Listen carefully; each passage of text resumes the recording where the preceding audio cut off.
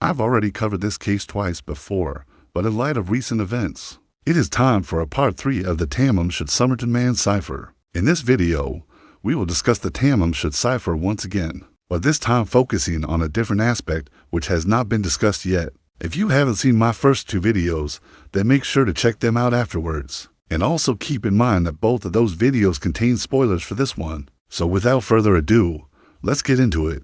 In the last video, I talked about how I believe the name Tamam Shud was written backwards in the original note, and that it actually says Joseph, or more accurately Giuseppe. This means that whoever left the note behind wanted Giuseppe to know that he had nothing to fear. In fact, the entire message is saying that Giuseppe should not be afraid because he has done nothing wrong. In Italian, Tamam means end and Shud means bad. So when you put them together, it makes sense to say it will be fine, which is exactly what the rest of the message says. It is telling Giuseppe not to worry because everything will be fine. The Tamam Shud note is therefore an assurance that whatever he is currently involved in will end well, and that there is no need to be afraid. Whoever left the note knew Giuseppe well enough to know that he was worried or fearful about something, likely something related to their common associate, Carl Williams. But whoever wrote the note wanted to assure him that everything would turn out fine. Now, as I explained in the last video, this theory creates a few problems. For example, if the note is an assurance to Giuseppe, why would it be left in the pocket of a dead man who was found on a beach? Well, the answer is simple. The original note was most likely folded up and placed inside a cigarette packet. Alongside the cigarettes, once the cigarettes were finished, the note was removed and kept as a souvenir by one of the smokers until it was eventually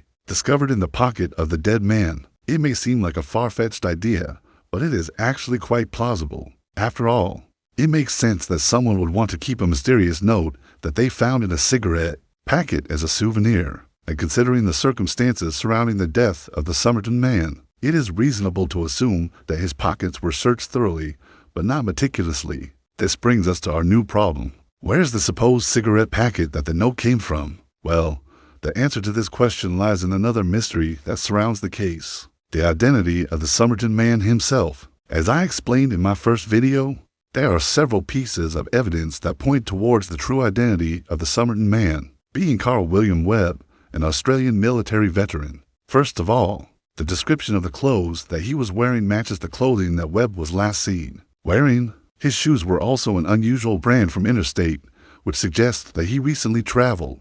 Webb was known to have traveled around Australia after leaving the army, hitchhiking from state to state.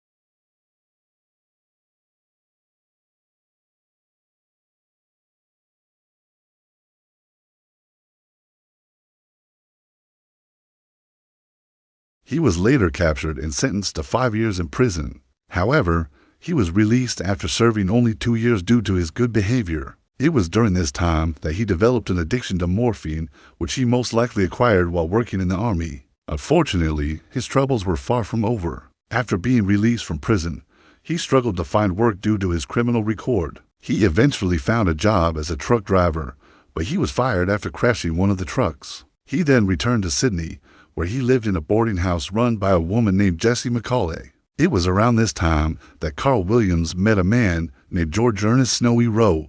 They quickly became friends, and Williams began visiting Rowe's house on Bay Street in the suburb of Port Melbourne. However, on January 4, 1949, Carl Williams disappeared, was never seen again. The last person to see him was Rowe, who claimed that Williams left his house at around 7:30 a.m. to go to the nearby post office to collect the parcel. Rowe told the police that the parcel was supposedly full of morphine, which Williams had been craving since his release from prison. However, the police suspected that the missing parcel contained something more sinister. They searched Rowe's house and found several items that linked Williams to the house, including his wallet, which contained his identification and the aforementioned £8, 8 shillings and 6 pence. They also found his half-smoked pipe, as well as his clothing, which matched the description of the clothes worn by the Somerton Man. While there was no solid evidence connecting Williams to the house, the police believed that he was living there under a false name.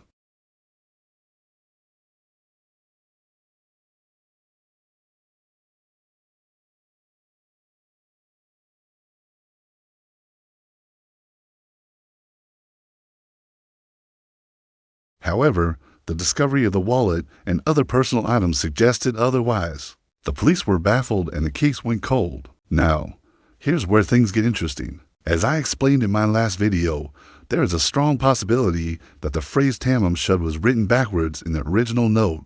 This means that it was a message intended for Carl Williams, assuring him that everything would be fine. But why would Williams have received such a message? Well, as I said before, Carl Williams was involved in several shady dealings during his time in the army and after his discharge. He was also known to have had links to the Italian and Greek mafias. One of his criminal activities was the smuggling of cigarettes, which he continued to do after leaving the army. In fact, he was suspected of being involved in a cigarette smuggling ring that was operating out of Port Melbourne. According to rumors, the gang was led by a man named Joe Sink, who was also the leader of the Melbourne chapter of the Italian Mafia. The gang smuggled cigarettes from Turkey through Egypt, Palestine, and Italy before shipping them to Australia. Williams was in charge of collecting the cigarettes from the ships and distributing them to various retailers throughout Melbourne. He was paid handsomely for his services and was able to support his morphine addiction. Now, let's go back to the Tamam Shud cipher. It is possible that Williams was targeted by the gang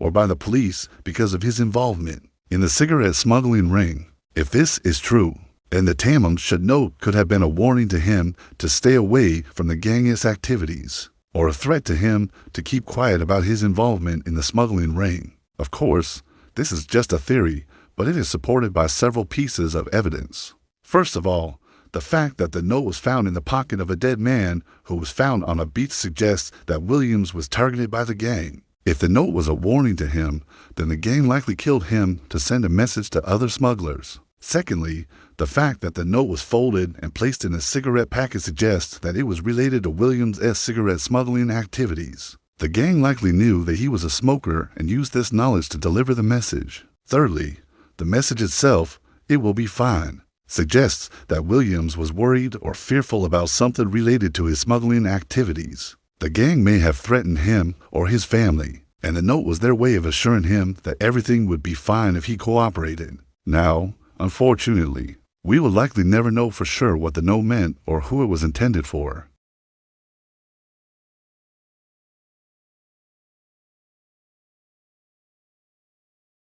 Also, if you have any information about this case that I didn't cover in this video, then please leave it in the comments below. Thanks for watching.